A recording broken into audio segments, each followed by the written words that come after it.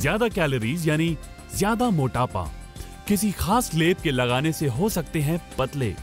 अपने daily routine से एक वक्त का खाना स्किप करने से भी फर्क पड़ता है। डाइटिंग और वेट लॉस को लेकर कुछ ऐसी ही बातें आपके मन में होंगी, लेकिन इनमें से कितनी बातें हैं मिथ्स और कितने हैं फैक्ट्स, आइए जानते हैं।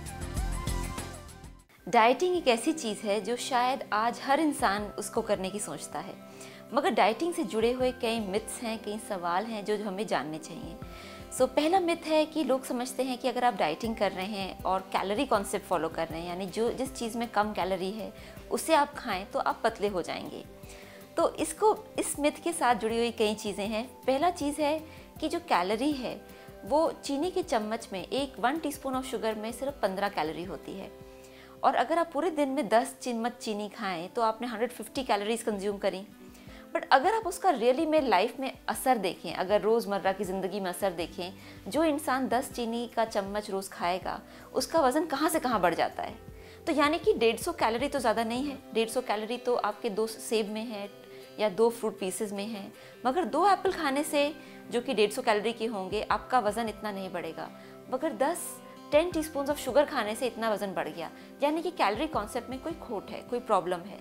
तो इसी के बारे में आपको थोड़ा सा बताना चाहेंगे कि जो कैलोरी कॉन्सेप्ट है वो एक बहुत ही रफ मेजर है, यानी कि एक रफ मापतोल है फूड को अंडरस्टैंड करने का। जो सही अंडरस्टैंडिंग है जिसको हम कहते हैं post digestive effect of foods, यानी कि जो आप खाना खाते हैं अंत में उसका असर आपके शरीर पे कैसा पड़ता है।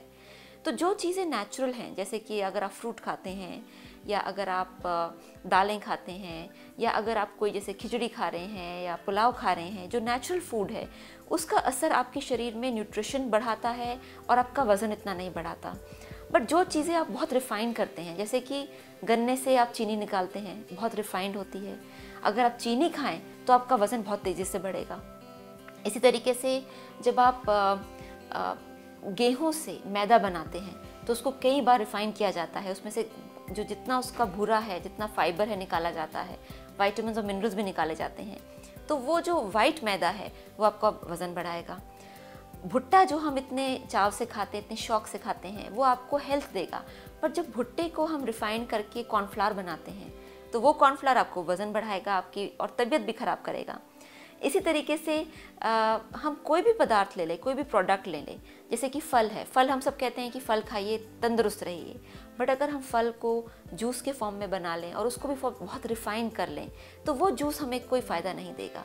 यानी कि जितना ज़्यादा आप प्रोसेस करेंगे, रिफ़ाइन करेंगे, उसमें से उसका फाइबर, मल्टीविटामिन सब निकाल देंगे, उतना आपके शरीर पे उसका कम असर पड़ेगा इन टर्म्स ऑफ हेल्थ, और ज़्यादा असर पड़ेगा in terms of negative health. तो ये सबसे बड़ी चीज़ है कि जो कैलोरी है उस पर ना जाएं आप, try to go according to the quality of food. दूसरा मिथ है कि कई लोग समझते हैं कि स्पॉट रिडक्शन हम कर सकते हैं, यानी कि शरीर के अगर सपोज किसी को बाजू मोटी लग रही है या पेट मोटा लग रहा है तो कोई मशीन लगा के या कोई पर्टिकुलर उस स्टमक की एक्सरसाइज करके स्पॉट रिडक्शन हो सकता है। ये सही नहीं है, क्योंकि जब वज़न कम होता है तो एक बड़े प्रोग्राम्ड वे में पूरे शरीर से धीरे धीरे करके वज़न कम होता है। तो स्पॉट रिडक्शन इस तरीके से पॉसिबल नहीं है, क्योंकि कई लोग समझते हैं कि जी मेरा सिर्फ पेट बढ़ा है, अब मैं सिर्फ पेट की एक्सरसाइज करूं तो शायद मेरा ठीक रहेगा, मगर ऐसा सच नहीं है, क्योंकि एक्सरसाइज आपको पूरी शरीर की करनी है और पेट अपने हिसाब से कम होना शुरू हो जाएगा जितना उसको रिक्वायर्ड है। तीसरा जो मिथ है, लोग समझते हैं कि कुछ खाने से हम पतले हो जाएंगे। तो आज तक तो ये सुना था कि खाने से मोटे होते हैं, मगर आजकल ऐसी कंपनीज आ गई हैं जो कहते हैं नहीं आप ये प्रोडक्ट खाएं तो आप पतले हो जाएंगे। तो ये भी एक मिथ है, क्योंकि चाहे वो कोई हर्बल टी हो, चाहे वो कोई प्रोटीन शेक हो, चाहे वो कोई गोली हो, टैबलेट हो, पिल हो, पाउडर हो, ऐसी कोई चीज़ नहीं है जिसको खाने से आप पतले हो सकते हैं। पतला होने के लिए आपको जो रूल्स ऑफ गुड ईटिंग है, यानी सही स्वस्थ बनाने के लिए जो एक पौष्टिक आहार है, सही खाना है, वही फॉलो करना पड़ता है, तब जाके आपका वज़न प्रॉपर दायरे में आना शुरू होता है। और किसी चीज़ को खाने से, चाहे वो गोली हो, चाहे कोई पाउडर हो, चाहे शेक हो, आप पतले नहीं हो सकते हैं। तो इसी तरीके से कई मिथ्स हैं, जैसे कई लोग सोचते हैं कि कोई ट्रीटमेंट करने से या कोई बॉडी का ट्रीटमेंट करने से हम पतले हो जाएंगे, तो वो भी अपने में एक मिथ है। कई लोग सोचते हैं कि कोई लेप लगाने से हम पतले हो जाएंगे, वो भी अपने में एक मिथ है, क्योंकि लेप लगाने से लोग पतले नहीं होते हैं। कई लोग सोचते हैं कि शायद जो हमारा खाना है वो हम एक पाउडर या कोई पाउचेस वाला जो स्पेशल खाना है वो खाएंगे तो उससे हम पतले हो जाएंगे, तो वो भी अपने में मिथ है, क्योंकि लॉन्ग टर्म फिटनेस और हेल्थ के लिए ये सारी चीज़ें बिल्कुल बेकार हैं और ये आपको हेल्प नहीं करती हैं। तो आम तौर पे आपको सबसे पहले ये सोचना चाहिए कि अगर आपको पतला होना है तो सिर्फ आपको वज़न कम करना है कि आपको तंदुरुस्त भी होना है, हेल्दी भी होना है और आपको खूबसूरत भी लगना है। तो खूबसूरत लगने के लिए, हेल्दी रहने के लिए और पतला होने के लिए आपको एक प्रॉपर बैलेंस डाइट की आवश्यकता है।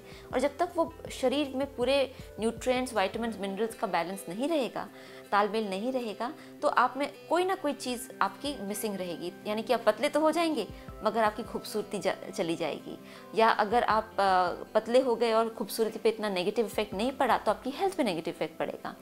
तो ये तीनों चीज़ों को पाने के लिए आपको सही रास्ता अपनाना चाहिए, and you should not follow the tricks and the myths of weight loss.